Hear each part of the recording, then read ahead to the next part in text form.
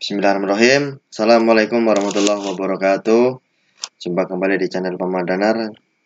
Jangan lupa di like, komen, subscribe ataupun subscribe agar channel ini semakin berkembang.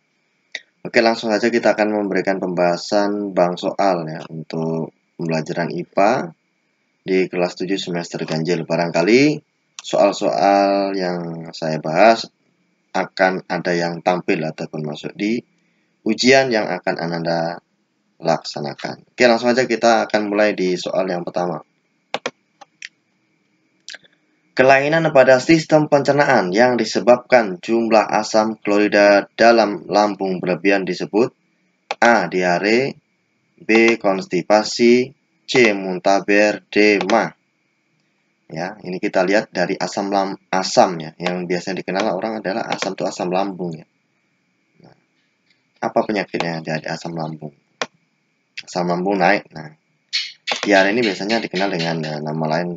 Kalau buang air besarnya menjadi lebih banyak airnya. Kalau konstipasi ini kekurangan air atau sembelit. Muntaber ini juga mirip dengan diare ya, cuma dibarengi dengan muntah ya.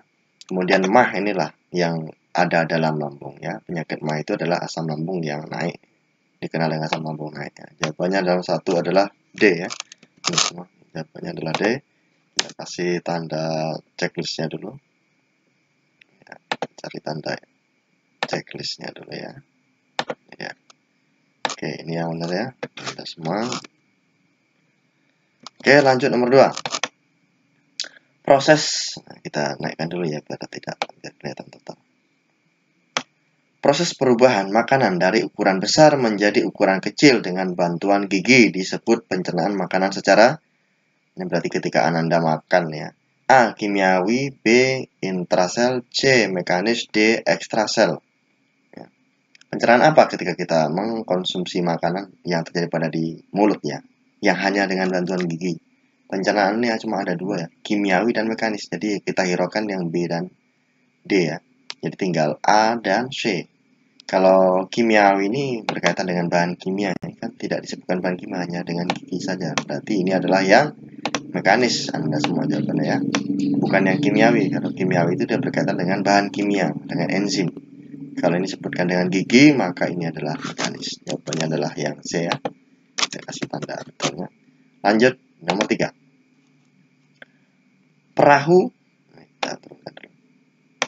Perahu layar dapat bergerak di laut dengan memanfaatkan energi A. Air, B. Gerak, C. Panas, D. Angin. Kalau perahu layar namanya layarnya. Yang paling dimanfaatkan adalah, nggak mungkin panas ya. Gerak sih bisa jadi, tapi dalam konsep ini yang paling berpengaruh dalam pergerakan perahu layar adalah angin ya. Anda semua jawabannya adalah D ya. Cukup mudahnya. Lanjut di nomor 4. Ini menghitung. Soalnya menghitung. Jumlah kalor, kita enterkan saja biar kelihatan ya. Jumlah kalor yang diperlukan oleh 1500 gram zat X dari suhu 30 derajat Celcius hingga 70 derajat Celcius adalah 27 kilojoule atau 27.000 joule. Kalor jenis benda X adalah, perlu Anda ketahui, rumus mencari kalor jenis, rumus standarnya adalah Q ya, sama dengan M kali C kecil kali delta T ya. Logo aja lah, nggak bisa delta T nya seperti ini ya. Harusnya di logo ya. Simbol. Nah, sekarang yang kita ditanya ini dalam soal ini adalah kalor jenisnya. Kalor jenis itu adalah yang C. Jadi kalau C kecil yang ditanya ya. Kalau C kecil yang ditanya, kita ganti rumusnya menjadi C ya. C kecil sama dengan, ini kalau rumus seperti ini maka yang dianggap terbesar adalah Q. Kenapa Q? Karena hasil kali dari M, C, dan delta T. Maka Q yang dibagi. Q dibagi dengan, jadi rumusnya Q dibagi dengan sisanya selain C ada M dan juga dikali dengan delta T. Nah, kita masukkan angkanya ya. Oke, sama dengan rumus yang kita pakai yang ini ya, ada semua ya. Ini yang kita pakai, kita tulis saja. Kemudian kita masukkan Q-nya. Q-nya adalah Kita pakai yang sudah satuannya sesuai ya, 27.000 nih ya, yang joule. Karena di sini joule juga ya. Mintanya joule per kilo, pakai yang joule. 27.000 ya. Itu 23. Kemudian dibagi dengan M. M-nya masanya 1500 gram. Gram ini kita rubah ke kilogram. Dari gram ke kilogram itu naik ya. Kilogram, ingat ya. Kilogram, kilogram, hektogram, dekagram, gram. Gram ya, kilogram, hektogram, dekagram, gram. Berarti ada 3 tangga naik. Dari sini kita geser aja. 1, 2, 3. Berarti 1,5 ya. 1,5 kilogram karena dia naik ya. Naik itu berarti dibagi ya. Ingat ya, kilogram, hektogram, dekagram, gram. Gram ke deka ke hekto, hekto ke deka, deka ke kilo. 3. 1,5 dikali dengan delta T. Delta itu perubahan suhunya.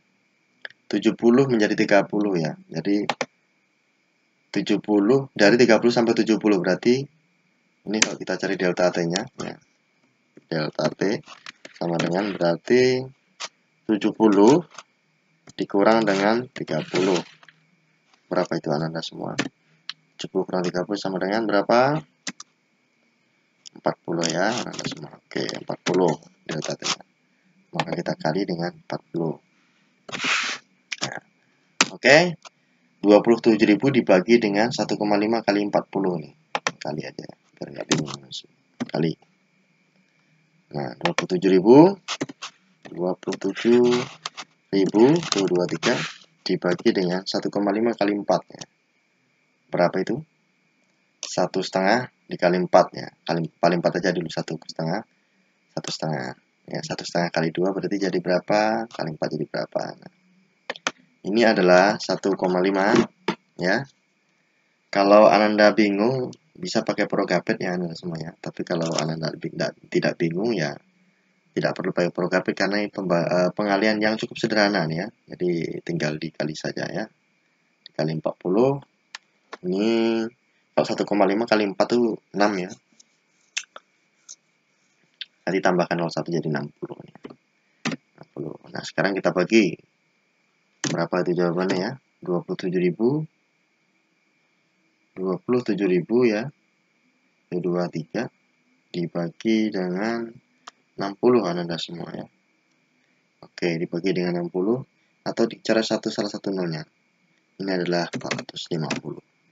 Jadi jawabannya adalah yang B Anda semua ya. Jawabannya adalah yang B. Kita berikan tanda checklist dulu. Nah. Oke, lanjut di nomor berikutnya, nomor 5. Kalor yang diperlukan atau dilepaskan untuk melebur atau membeku pada titik leburnya tergantung pada ini kalor yang diperlukan untuk meleburkan. Anda semua harus ingat ada rumus ya. Rumusnya Q sama dengan M kali L ya. Massa dikali dengan kalor lebur. Nah, sekarang kita cari ya. Kalau dipengaruhi apa dari rumusnya ini kita bisa memberikan jawaban. Dari rumusnya, maka massa dan kalor lebur. Mana kita cari yang massa dan kalor? Kalau ini salah, kapasitas skala berarti ini ya. Kalor, lebur, dan massanya. Ini dia. Jawabannya adalah yang A. Semua ya. Oke. Lanjut di nomor 6. Satuan kalor dalam SI adalah, S ini sistem nasional ya. Satuan internasional. Apa satuannya? Satuan kalor. Kilokalori ini bisa juga dipakai Newton ini satuan gaya ya, jadi bukan, maka yang tepatnya di atas tadi ada ya. Anda semua bisa lihat di soal nomor 4 ya. Nah, satuannya adalah joule ya. Yang paling tepat adalah jawabannya yang B Anda semua. Jawabannya B. Kemudian nomor 7. Suhu suatu benda 100 derajat Celcius sama dengan. Nah, ini Anda semua tidak perlu menghitung karena sudah ada dasar teorinya, sudah Pak sampaikan bahwa suhu termometer kan sudah Bapak kenalkan kemarin ya. Ada Celsius ya, CR, F, K ya. Celsius, Reaumur, Fahrenheit, Kelvin. Nah, ini semuanya sudah Bapak berikan ya. Celsiusnya adalah dari 0 sampai 100. Reaumur dan 80. Fahrenheit dari 32 sampai 212, ini dari 273 sampai 373. Maka kalau dia tanya di batas akhirnya ini kan 100, berarti ini harusnya kalau di Reaumur dia 80, Fahrenheit 212, Kelvin 273. Karena yang ditanya adalah yang ke Fahrenheit, berarti nggak usah perlu menghitung dari rumus ini yang sudah Bapak jelaskan, maka Fahrenheit lah ini jawabannya 212-nya. Jawabannya adalah yang Anda semua. Nanti bisa dibuka lagi di bukunya. Itu batas titik didih dan titik beku ya. Titik didihnya itu 0, kalau Fahrenheit titik bekunya adalah 32 ya. Nah, nanti untuk titik didihnya adalah 212. Oke, lanjut di nomor 8. 40 derajat Reaumur sama dengan titik-titik derajat Celcius. Ini juga soal hitung ya, Anda semua. Ini namanya istilahnya ini adalah menuju Celcius meninggalkan Reaumur ya. Celcius itu perbandingannya 5. Kita angka dulu ya. Kita lihat. Perbandingan dulu. Celcius itu adalah 5 dibanding Reaumur itu adalah 4. Nah, kemudian dikali dengan angka. Angkanya berapa? Angkanya adalah 40. Dia meninggalkan Reaumur. Meninggalkan Reaumur itu dikurang sama dengan 0 ya. Dikurang 0 kita buat dalam kurung. Dia menuju Celcius berarti ditambah berapa Celcius? Celcius ditambah dengan 0 ya. Kenapa 0? Karena memang skala titik didihnya itu 0. Titik bekunya 0, maka tinggal 0. Maka ini tinggal ini tambah 0 kurang 0, maka ini 4 langsung aja. 4 kali 5 itu sama dengan 4 ini dikali 5 sama dengan 5 kali 4 20 ya. Tambah 01 ini 40. 200 berarti dibagi dengan 4. Berapa 200 bagi 4? Atau 20 bagi 4. 20 bagi 4 sama dengan 5. Tambahkan 01 ya. Berarti 50. Maka jawabannya yang paling tepat adalah yang C. Anda semua ya. Ini nomor 8. Lanjut nomor berikutnya, nomor 9. Zat-zat di bawah ini yang merupakan campuran adalah A. Air, karbon dioksida, C. Hidrogen, D. Tanah. Air ini merupakan senyawa, karbon dioksida ini juga merupakan senyawa, hidrogen ini merupakan unsur, tanah ini yang merupakan campuran. Karena tanah itu ada banyak ya, ada campuran dan ada airnya, dan banyak campuran. Maka tanah ini yang dikatakan dengan campuran. Jawabannya adalah yang tepat adalah yang D. Ada semua. Oke, lanjut nomor 10.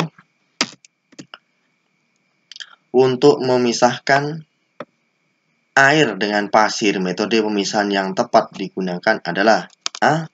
Destilasi, B. Kristalisasi, C. Filtrasi, D. Sublimasi. Destilasi tidak mungkin untuk penyulingan, kristalisasi pengristalan tidak mungkin ya. Sublimasi ini biasa bagian penyubliman untuk kapur barus biasanya. Filtrasi ini penyaringan. Maka kalau pasir sama air yang paling tepat adalah disaring ya. Pasti kalau di sublimasi tidak bisa, destilasi juga demikian. Maka jawabannya adalah yang C. Anda semua. Filtrasi itu disaring ya. Lanjut nomor 11. Kita agak cepat saja ya. Perubahan pada zat yang tidak menghasilkan zat jenis baru disebut A. Perubahan alam, B. Perubahan kimia, C. Perubahan fisika, D. Perubahan zat. Perubahan itu biasanya cuma ada 2 ya dalam konteks pelajaran IPA kelas 7, yaitu perubahan fisika dan kimia. Yang lainnya kita hiraukan dulu, tinggal fisika, kimia, B, dan C. Yang menghasilkan jenis baru ini adalah perubahan kimia. Kalau fisika tidak menghasilkan zat baru. Fisika bisa kembali ke bentuk asalnya, kalau kimia tidak. Kimia ini menghasilkan zat baru. Maka jawabannya adalah yang B. Yang jelas ya. Oke, kita lanjut lagi. Nomor berikutnya 12. Lambang unsur kalsium adalah K. Ini kalium ya. KS ini bukan. Ca ini kalsium. C ini karbon. Yang tanya adalah kalsium. Maka jawabannya adalah Ca ini ya. Makanya Bapak sudah sampaikan, kalian harus mempelajari dan memahami susunan berkala atau tabel periodik unsur sehingga bisa tahu nama-nama unsur dan juga lambangnya ya.